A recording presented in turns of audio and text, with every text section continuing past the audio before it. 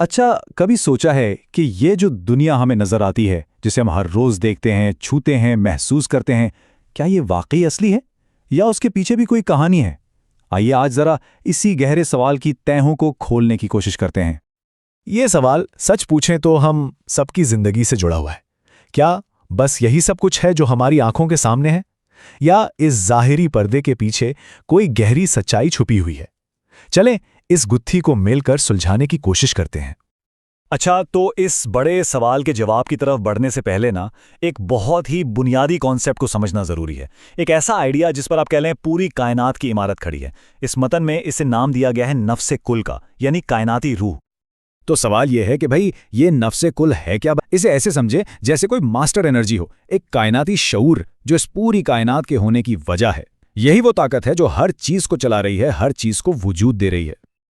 और अब यहां से बहुत ही दिलचस्प मोड़ लेती है। ये मतन कहता है कि कायनात की तख्लीक एक बहुत बड़े सर्च ऑपरेशन की तरह है। जरा सोचें, जैसे कोई बहुत दाना हस्ती हो जिसने इस पूरे निज़ाम को बनाया ही इसलिए है कि वो किसी बहुत कीमती खोई हुई चीज को तलाश कर सके। और ये कोई छोटी मोटी तलाश नहीं है। कहकशाओं के घूमने से लेकर जमीन पर एक छोटे से बीज के फूटने तक सब कुछ, हर छोटी बड़ी चीज इसी एक बड़ी तलाश का हिस्सा है। सबका रुख एक ही मंजिल की तरफ है। ठीक है, तो पूरी कायनात कुछ ढूंढ रही है, लेकिन इस सब में हम कहाँ हैं?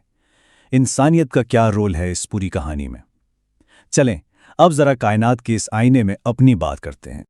यही तो मिलियन डॉलर सवाल है ना? आखिर क्या है वो चीज, वो कौन सा अनमोल खजाना है जिसके लिए ये सारा निजाम, ये सारी कायनात अरबों साल से हरकत में है? और जवाब इतना सीधा और गहरा है कि यकीन करना मुश्किल हो जाता है। इस सारी भागदौड़ का मकसद कोई सितारा नहीं, कोई सैयारा नहीं, बल्कि इंसान है, खुद इंसान। यानी ये सारी कायनात एक तरह का स्टेज है जिसे सजाया ही इसलिए गया था कि इस पर इंसान अपना किरदार अदा कर सके। कायनाती रूह दरअसल इंसानी रूह यानी नफ्से इंसानी को ही तलाश कर रही थी। अच्छा, तो जब ये बात समझ में आ जाती है ना कि इंसान कितना अहम है, तो यहीं से असल कशमकश शुरू होती है। यहां इंसान के सामने एक चॉइस आती है, एक बहुत बड़ा इंतखाब, दो हकीकतों के बीच, एक जो आर्जी है और दूसरी जो हमेशा रहने वाली है। ये जो हमारी दुनिया है ना, जिसमें हम खाते पीते सोते जागते हैं, ये असल मंजिल नहीं है।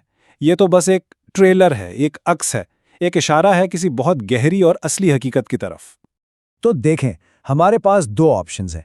एक तरफ ये दुनिया है जो आज है, कल नहीं, एक धोखे की तरह, और दूसरी तरफ है वो असल रूहानी हकीकत जो हमेशा रहने वाली है, जो असल जौहर है, जो सच्चाई है। इसी असल हकीकत को एक छुपे हुए खजाने की तरह बताया गया है। अब इम्तिहान यही है कि क्या हम इस दुनिया की रंगीनियों में गुम हो जाते हैं या फिर इस चमक दमक के पीछे छुपे असल खजाने को ढूंढ निकालते हैं। लेकिन सवाल यह है कि इस चॉइस से फर्क क्या पड़ता है? क्या ये सिर्फ सोचने की बातें हैं या इसका कोई असली नतीजा भी निकलेगा? चलें अब बात करते हैं फाइनल रिजल्ट की, यानी हतमी फैसले की। इम्तिहान बहुत सीधा है, आर्जी चीज चुननी है या हमेशा रहने वाली।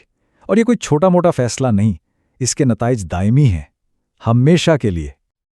और यहां उन लोगों की हसरत का जिक्र है जिन्होंने गलत रास्ता चुना।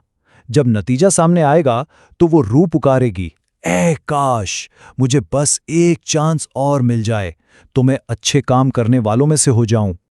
मगर जवाब क्या मिलेगा? जवाब आएगा, नहीं, मौका तो दिया गया था, मेरी निशानियां तुम तक पहुंची थीं, लेकिन तुमने उन्हें झूठ समझा और इनकार करने वालों में से रहे।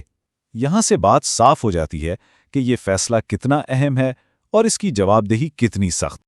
तो आखिर में ये गुफ्तगू हमें एक सवाल पर लाकर छोड़ देती है, एक सवाल जो हम में से हर एक को अपने आप से पूछना है। अगर ये दुनिया सच में एक इम्तिहान गाह है और हमें आर्जी और अबदी में से एक को चुनना है, तो हमारा रिजल्ट क्या होगा? ये सोचने की बात है।